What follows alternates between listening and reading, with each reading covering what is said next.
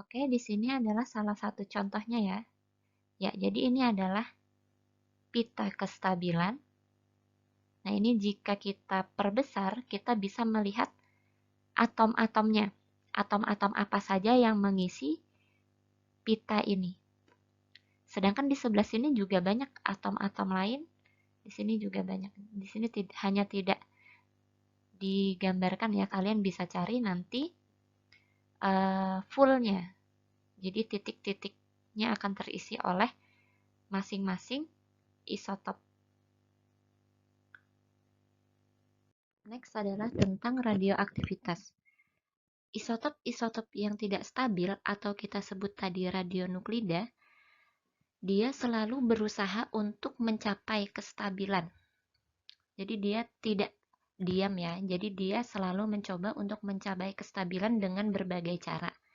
Nah, kemampuan inti atom yang tidak stabil untuk berubah menjadi inti atom stabil itu disebut radioaktivitas. Nah, proses ini biasanya memancarkan energi radiasi, misalnya gamma, beta, alfa, dan lain-lain.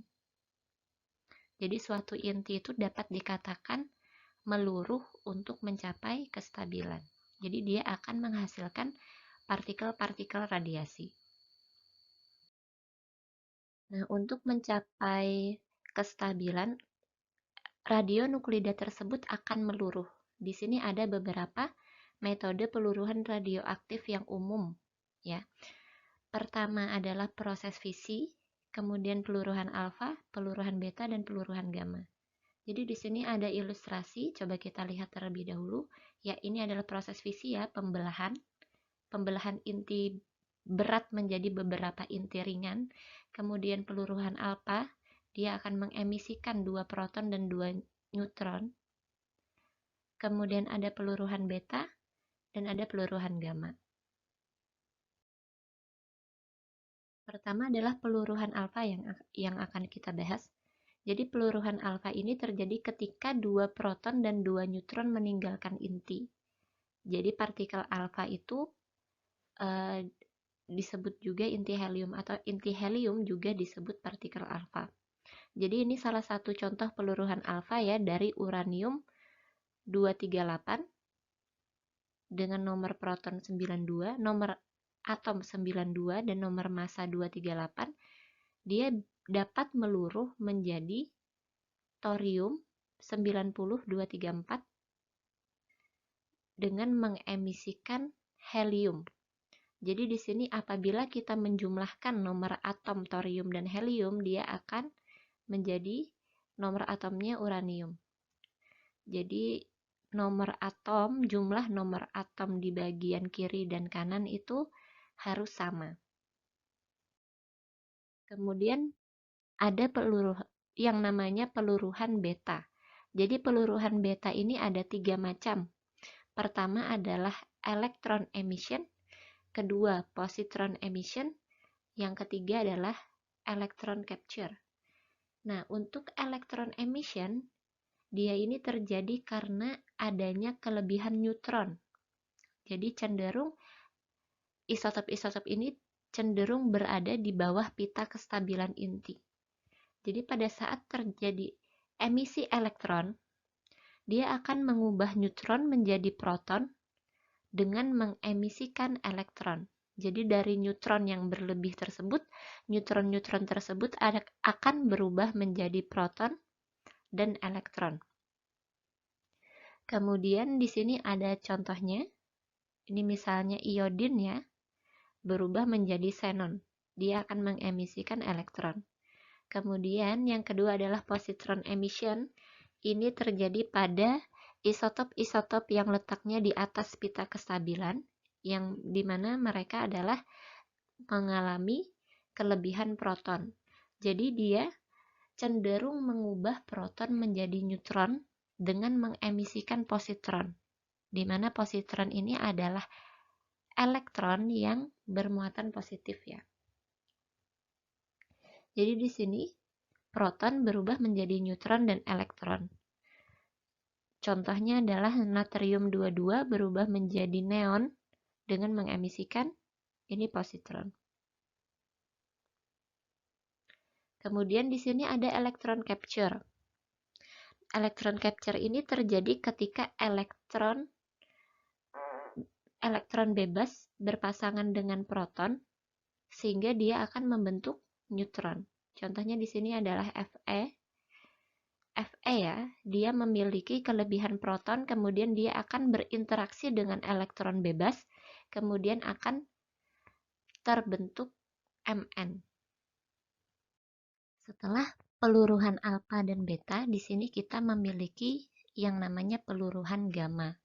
Jadi peluruhan gamma ini melibatkan emisi energi dari inti yang tidak stabil dalam bentuk radiasi elektromagnetik. Jadi untuk peluruhan gamma, dia tidak akan mengalami perubahan nomor atom dan nomor massa.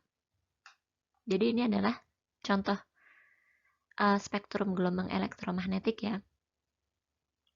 Di sini ada X-ray dan gamma ray window. Kemudian di sini ada window untuk NMR atau MRI. Ya, ini untuk lebih lengkapnya, spektrum gelombang elektromagnetik dimulai dari panjang gelombang yang paling besar, itu ada radio frekuensi, kemudian microwave, infrared, visible light, ultraviolet, X-ray, dan gamma ray. Untuk kedokteran nuklir, kita akan memakai dominan di gamma ray. Sedangkan untuk radiologi diagnostik, kita akan memakai di rentang X-ray. Kemudian di sini ada pembentukan peluruhan gamma atau metode dari bagaimana terjadi gamma decay. Pertama ada transisi isomerik. Jadi transisi isomerik ini melibatkan suatu inti atom nukleus yang tidak stabil atau inti atom tersebut berada dalam keadaan tereksitasi. Nah, ketika suatu inti atom berada dalam keadaan tereksitasi, dia akan secara spontaneous, dia akan mengemisikan gamma. Jadi di sini salah satu contohnya, technetium 99M. 990M ini berarti M-nya itu adalah untuk keadaan metastabil. Jadi Tc99M ini adalah dalam keadaan metastabil. Nah, dia akan melurus secara spontan menjadi Tc99 dengan ditambahkan gamma. Kemudian ada konversi internal. Jadi konversi internal ini melibatkan beberapa skema peluruhan. Jadi di sini misalnya ada hidrogen ya, dia dapat meluruh menjadi helium dengan nomor atom 2 dan nomor massa 3. Nah, di sini karena di sini terdapat perubahan nomor atom. Jadi di sini dia tidak hanya mengemisikan gamma, tapi juga sebenarnya dia akan mengemisikan partikel yang lain. Nah, di sini untuk satu skema peluruhan. Nah, di sini kita akan melihat untuk skema peluruhan yang lebih kompleks. Misalnya adalah CS137 dengan nomor atom 55. Nah, dia akan meluruh menjadi barium dengan nomor atom 56 dan nomor massa 137M. Kita lihat M ini lagi-lagi merujuk kepada keadaan yang tidak stabil. Jadi CS ini untuk mencapai kestabilan dia harus melewati beberapa tahap. Nah, di sini dia akan mengemisikan partikel yang lain ya, karena di sini ada perubahan dari nomor atom itu sendiri.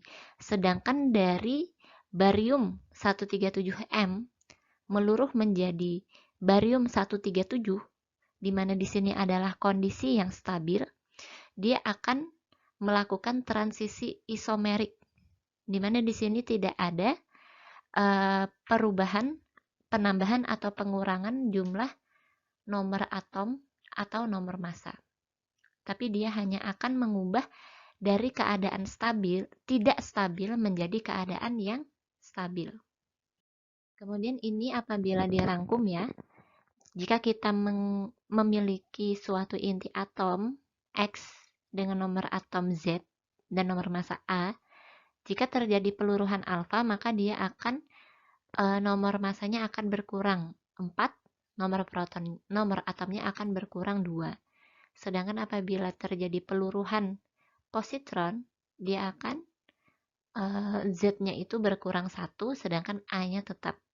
Kemudian untuk beta minus terjadi penambahan jumlah proton dan nomor massanya tetap. Untuk gamma, peluruhan gamma, maka tidak ada yang terjadi ya.